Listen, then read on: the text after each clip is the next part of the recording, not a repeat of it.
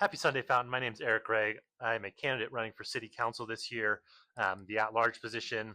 I just wanted to come on here and talk about our roads because when I was going around getting signatures on my petition to be on the ballot, that was easily the number one concern that residents brought up. And so I want to talk about that in just a second. But before I do that, I want to invite you all to come out to the school district's Foster the Future Fun Run next weekend. It's Saturday the 27th. It begins at 9 a.m. I believe packet pickup starts at 8 a.m. I'm going to be there. It's Rockstar themed, so if you got an Elvis costume or a leather jacket, bring that with you. If you go to the school district's website, ffc8.org, you can sign up there. There is an entry fee, but all the funds go to the school district's food pantry, clothing closet, and suicide prevention efforts. So good causes there to support. All right, now let's talk about our roads. Okay.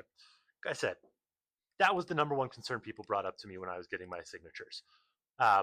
And in fact, Fountain a couple years ago conducted a poll and found that about 48% of residents say our roads are poor. That's probably increased now because even the city has come out and in their latest budget has reported that about 70% of the roads that we have in the city are in poor condition, especially in those neighborhood roads that don't see as much attention as some of the main thoroughfares. So currently the city's budget has about $2 million allocated to fixing our roads. But there is a backlog of about 50 to 75 million of roads that need to be fixed. And if you do a little bit of quick math, that means it's going to be about 25 years to almost 40 years to fix the roads in the current condition they are. That's not considering them going forward and deteriorating even more, which we know is going to happen because that's how roads work. And so I think pretty much every candidate for city council is going to bring this up. The difference I'm proposing is that I've actually got a plan to get those roads improved and repaired, and then in the future having an actual schedule to conduct those repairs. So first, let's talk about the fix.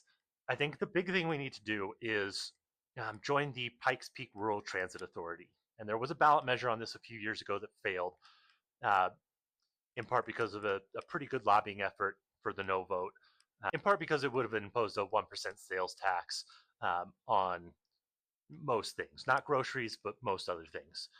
Now, I know nobody likes paying taxes, but that 1% sales tax would have brought in about $3.8 million in revenue that we would have paid to the PPRTA. But we would have received $5 million back.